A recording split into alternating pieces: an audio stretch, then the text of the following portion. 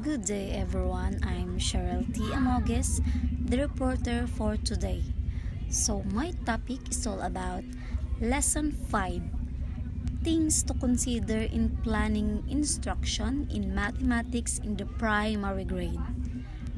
So, mga bagay na kinahanglan i-consider sa pagplan or planning instruction in mathematics in the primary grades. So, another objectives is demonstrate understanding and appreciation of the things to consider in planning instruction in mathematics in the primary grades. So, i-demonstrate pagdayaw ang appreciation sa mga things na kinahanglan buhaton or himuon para sa pagplan ng instruction or pagtudlo sa mathematics in the primary grades. So now we proceed to our topic. So in education, planning refers to the designing and preparation of learning activities for students. So pag sinasabing planning, ito ay kung unhun pag-design or pag-prepare, especially sa mga learning activities para sa mga students. So in lesson planning is ang teachers is truthfully contemplate or think about the lesson objectives. So when we say lesson objective, it is about the lesson na ma-aim or ma-achieve, especially sa mga activities that will meet these objectives. So the sequence of these activities is kung ano ang mga materials na needed, how long each activity might take, or how the class would be managed during these activities. So and the evaluation method to assess how far the objective na para ma-met.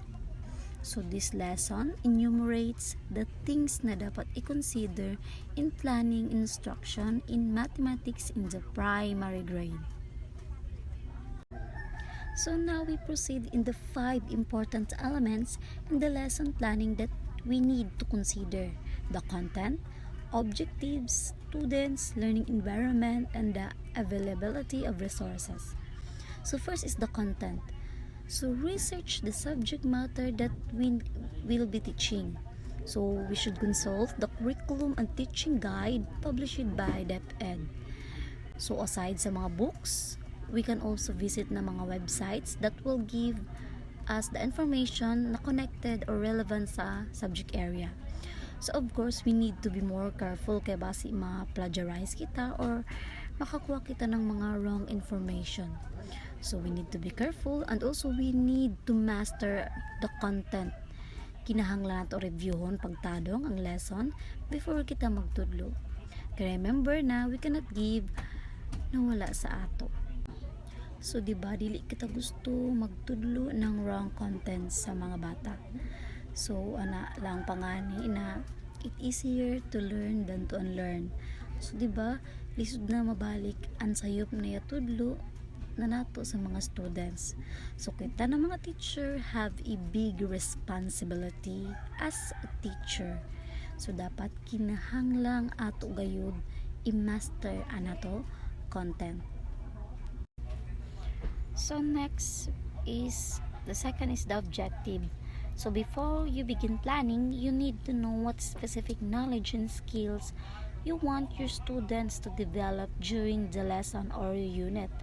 So nga ni, before kuno kita magplan, magsugod sa pagplan, kinahanglan na masaydo nato ang specific knowledge and skills sa mga bata to develop during the lesson. So diba, usahay sagod may mga teacher na often dagig sila ga-focus more on sa knowledge. So kalimtan na nila ang unsa ang pag-develop ng skills ng mga bata, which in the long term are more important than knowing the mere fact. So pagplan or magplan kita ng instruction, always good na to i-consider both knowledge and skills para masakto o ma-develop pagtadong ang learning ng mga bata.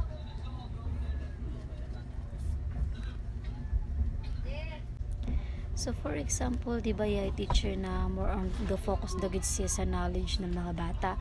So, ilimta na niya kung uno sa bang skills. Unsa ang pag-develop ng batang skills.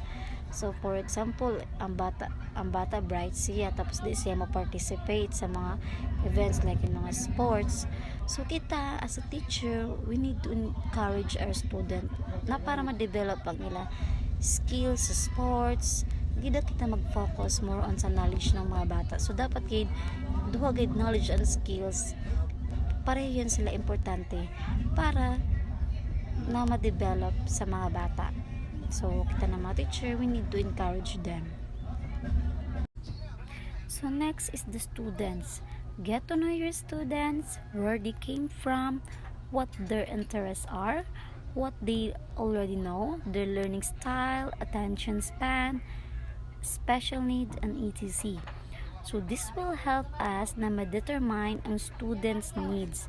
So remember that we need to prepare our lesson with all our students in mind, and also ang ato main goal is it should be meet their needs and mag-offer kita ng enabling environments to learn their preferred way. So knowing our student will also help us build respect with them, which is very important if we want to know our student to be freely sharing their ideas with us and to their classmates. So, another important consideration is na many kuno ng mga school children have come to believe that math is difficult, na lisod, na they can never be good at it. So, this is called a fixed mindset. So, ang mga student ko na have fixed mindset, gatuo na dili na gid nila ma-improve ang ila skills, especially sa math kay lisod lagi, which is na ma-result siya sa underperformance sa subject. So ang rason ko ng fixed mindset is yun na influence sa mga adults na dili ganahan math or previous experience na mali ang bata sa pag-answer sa math. So amo yun di na dahil ganahan ang mga bata pag-answer. So kita na mga teacher have a goal na ato gayud dapat ma-develop ang growth mindset na nato mga students. So na dapat na they can do better in math. Ipasabot nato na ang ilang mga efforts is wala masayang kay tungod nagkamali sila. So lang pangalan nila na pag nagkamali kita, mas magiging matatag kita or mabangon kita or maningkamot. So kita ng mga teachers ato yan ipa-appreciate sa ato mga bata kung uno ka importante ang math.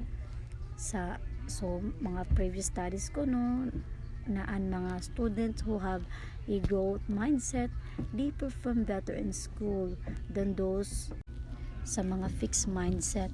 So pag mag-plan kita sa ato lesson, we must consider gayud on how to encourage growth mindset sa mga bata sa class. So next is the learning environment. Aside from the physical environment where the learning takes place, so it is also important to consider the social and emotional learning environment of the class. So we need to make sure that we promote a positive environment where ang mga bata are motivated and supportive sila in each other growth. So yaon pag may pagkasinabtanayan mga students, and also the student must feel safe na express ang nila thinking without kahadlok na masipgan or ma-embarrass because of a mistake in their different ways. So most importantly, we must create an atmosphere where students are open to learning through the activities na to give prepared ang interaction with their classmates. So next, the last elements is availability of resources. Take into consideration the constructional materials that you will be needing before you write your lesson plan. So kung ang blackboard ba is available na magamit, kung dili, can we improvise it? Or are there any specific manipulative that we need? Or where can we get them? Can we make them instead? Example is yun mga ibitay, how dyan mga Manila paper. Or do we need technology resources? How dyan mga projector? Or have we checked whether our devices are compatible with or available in school? These are some of the questions that we can reflect sa availability of resources. So last is the summary. Before writing a lesson, teachers are expected to truthfully contemplate on the objective, review the content, and get to know the learners. So before gayud kita mag-write ng ato lesson, kinahanglan ato i-review pagtado and content, and also be careful gayud kita sa paghimo. Doing this will make us help plan a relevant and effective lesson for the learners. So that's all for my task. Thank you and God bless.